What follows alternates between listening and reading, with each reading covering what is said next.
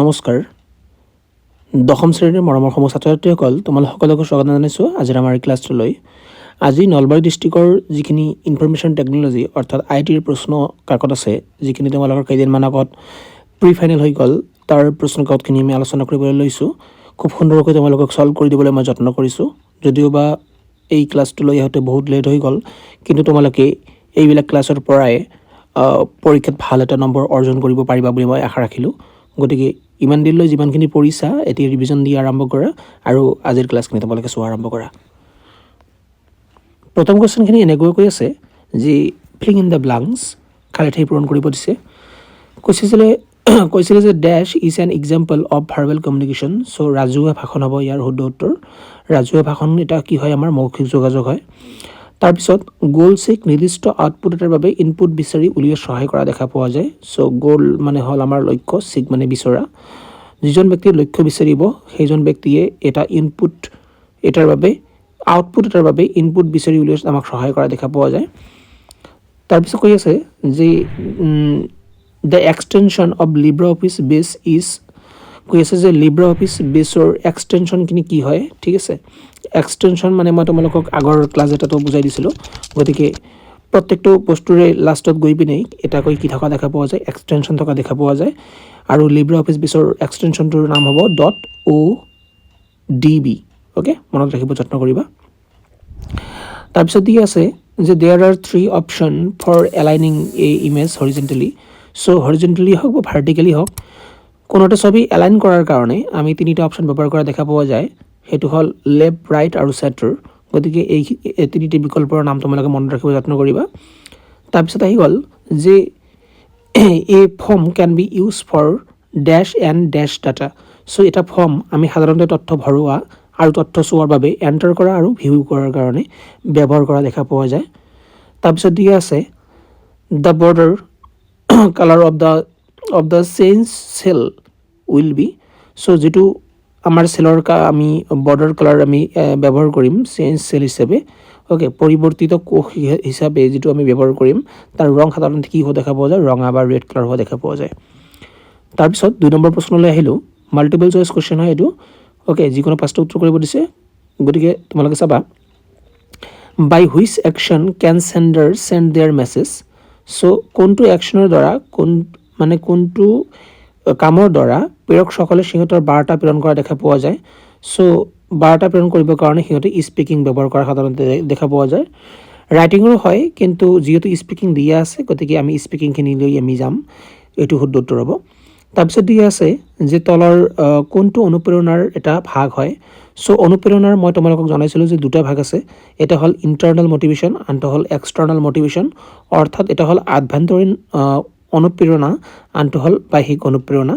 গতিকে ইয়াত ইণ্টাৰনেল দি আছে, গতিকে ইণ্টাৰনেলখিনি হৈ যাব। তাৰপিছত দি আছে যে তলৰ কোনটো DBMS নহয়, DBMS ছফ্টৱেৰ কোনটো নহয়। চ' MS এক্সেলখিনি কি নহয়, DBMS ছফ্টৱেৰ নহয়, এইটো এটা স্প্ৰেডশ্বীট প্ৰগ্ৰাম হয়। তাৰপিছত দিয়া আছে যে মেনু বাৰত থকা যিকোনো কোনটো বিকল্পৰ পৰা মেক্ৰ' ৰেকৰ্ডিং সক্ৰিয় কৰিব পাৰি। চ' মনত ৰাখিবা, মেক্ৰ' ৰেকৰ্ডিং কৰিবৰ কাৰণে আমি টুলছ ব্যৱহাৰ কৰা দেখা পোৱা যায়। তাৰপিছত দিয়া আছে JPG বা JPEGৰ সম্পূৰ্ণ নাম কি। চ' JPG বা JPEGৰ সম্পূৰ্ণ নাম হ'ল জইণ্ট ফটোগ্ৰাফিক এক্সপাৰ্ট গ্ৰুপ। তাৰপিছত দিয়া আছে যে image toolbar does not provide a toolbar.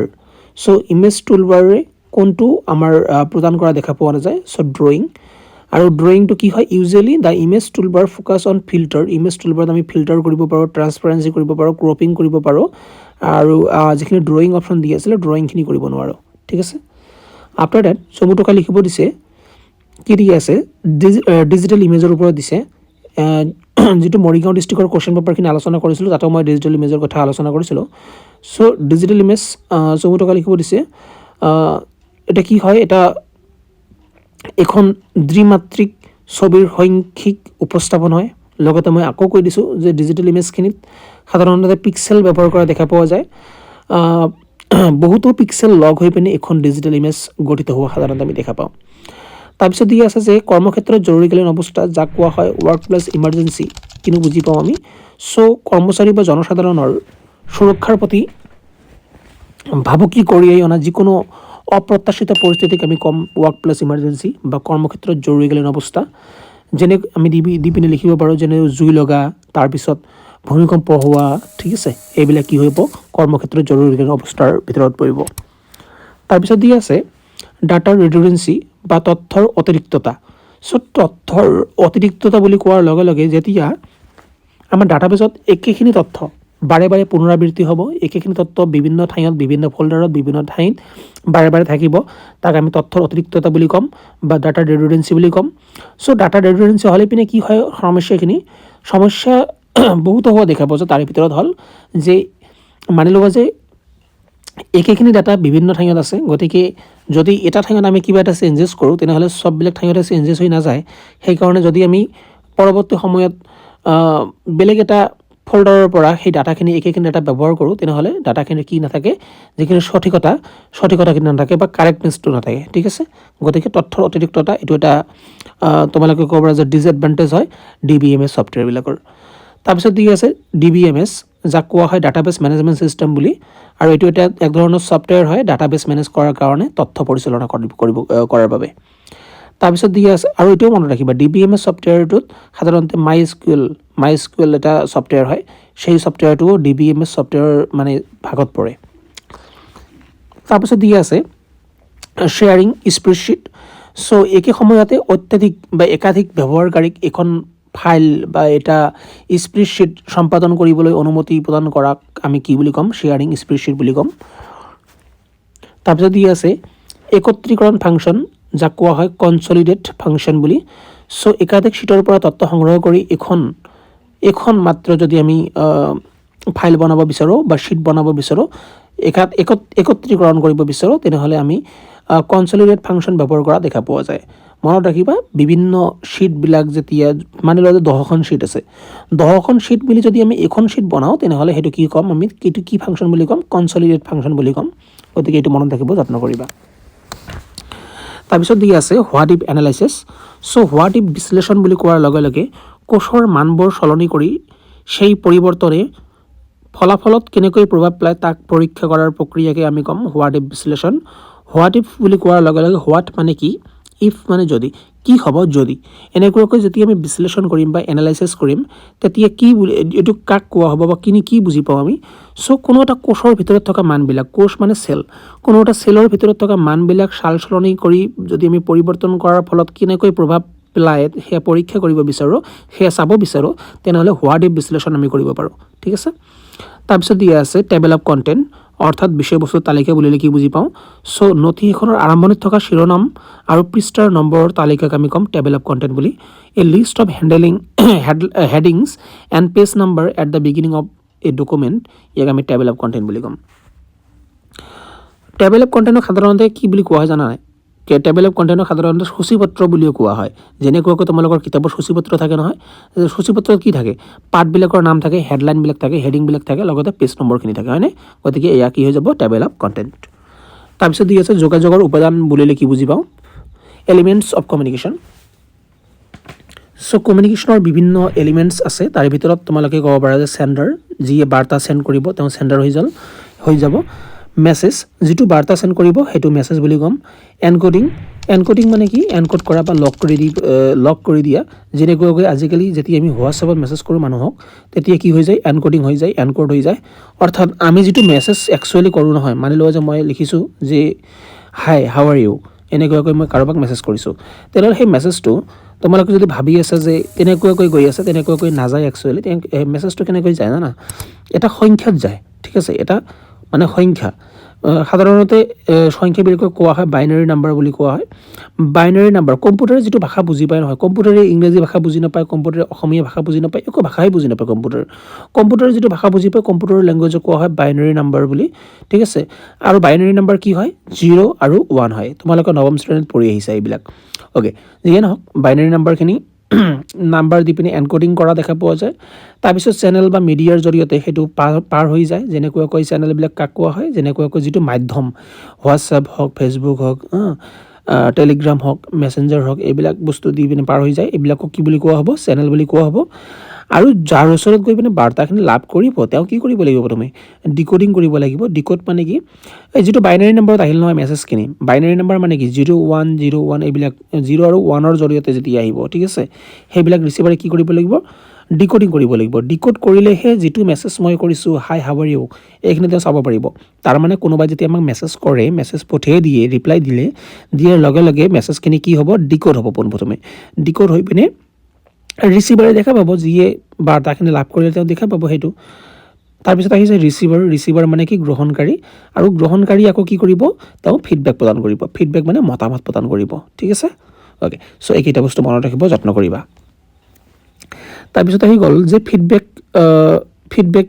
কিয় প্ৰয়োজন হয় বা ফিডবেক কি so feedback is the response given by the receiver to the sender feedback বুলি কোৱাৰ লগে লগে এজন বাৰ্তা গ্ৰহণকৰ্তাই যেতিয়া বাৰ্তা প্ৰেৰণকৰ্তাক ৰেছপন্স কৰিব অৰ্থাৎ প্ৰত্যুত্তৰ দিব তেতিয়া তাক ফিডবেক বুলি ক'ম ওকে মতামত বুলি ক'ম আৰু it ensures that the message has been understood correctly আৰু এয়াই নিশ্চিতকৰণ কৰা দেখা পোৱা যায় যে যিখিনি বাৰ্তা প্ৰেৰণকৰ্তাই বাৰ্তাখিনি পঠাইছে সেইখিনি আমি শুদ্ধভাৱে সঠিকৰূপে বুজি পাইছোঁ ওকে আফটাৰ ডেট দি পিনে দি আছিলে ছাষ্টেইনেবল ডেভেলপমেণ্ট যাক কোৱা হয় বহনক্ষম উন্নয়ন চ' বহনক্ষম উন্নয়ন ছাষ্টেইনেবল ডেভেলপমেণ্ট গ'লছ এটা আছে ছাষ্টেইনেবল ডেভেলপমেণ্ট গ'ল হ'ল 17টা আৰু মোৰ এইটো ব্যক্তিগতভাৱে ফেভাৰিট এটা টপিক হয় ছাষ্টেইনেবল ডেভেলপমেণ্ট গ'ল কাৰণ ছাষ্টেইনেবল ডেভেলপমেণ্ট গ'লত প্ৰথম যিটো গ'ল আছে গ'লটোৱে হ'ল যে জিৰ' হাংগাৰ চ' জিৰ' হাংগাৰৰ কথা ক'লে পিনে মই সাধাৰণতে অফলাইন ক্লাছবিলাকত কৈছিলোঁ যে জিৰ' হাংগাৰ বুলি কোৱাৰ লগে লগে পৃথিৱীৰ এটা ইমান ডাঙৰ প্ৰব্লেম যিটো প্ৰব্লেম ছল্ভ কৰিলে পিনে বাকী আন যিমানবিলাক প্ৰব্লেম আছে সববিলাক প্ৰব্লেমে ছল্ভ হৈ যাব গতিকে জিৰ' হাংগাৰখিনি খুবেই ইম্পৰ্টেণ্ট হয় এইখিনি আমাক ছল্ভ কৰিব লাগে গতিকে ছাষ্টেইনেবল ডেভেলপমেণ্ট গ'ল কোনে দিছিলে জানানে তোমালোকে চ' ছাষ্টেইনেবল ডেভেলপমেণ্ট গ'ল প্ৰদান কৰিছে ইউনাইটেড নেশ্যন যাক আমি UN বুলি কোৱা হয় ঠিক আছে চ' ছাষ্টেইনেবল ডেভেলপমেণ্ট গ'লৰ বৰ্তমান সময়ত টাৰ্গেট হ'ল যে 2030ৰ ভিতৰত আমাৰ যিখিনি ছাষ্টেইনেবল ডেভেলপমেণ্ট গ'লৰ 17টা টাৰ্গেট আছে এই টাৰ্গেটকেইটা পূৰণ কৰিব লাগে ওকে চ' ভৱিষ্যত প্ৰজন্মৰ প্ৰয়োজন পূৰণৰ ক্ষমতাৰ সৈতে আপোচ নকৰাকৈ বৰ্তমান প্ৰয়োজনীয়তা পূৰণ কৰাকৈ আমি সাধাৰণতে বহনক্ষম উন্নয়ন বুলি ক'ম ভৱিষ্যত প্ৰজন্মৰ কাৰণে যিখিনি সম্পদৰ প্ৰয়োজনীয়তা আছে সেই সম্পদখিনি ৰাখি পিনে যদি আমি বৰ্তমান সময়ত আমাৰ প্ৰয়োজনীয়তা হিচাপে সম্পদৰ ব্যৱহাৰ কৰোঁ তেনেহ'লে তাক আমি বহনক্ষম উন্নয়ন হিচাপে ক'ব পাৰিম তাৰপিছত আহি গ'ল যে ষ্ট্ৰেছ মেনেজমেণ্ট বা ষ্ট্ৰেছ কাক কোৱা হয় মানসিক চাপ বা মানসিক চাপ ব্যৱস্থাপনা বুলিলে আমি কি বুজি পাওঁ চ' মানসিক চাপ বুলি কোৱাৰ লগে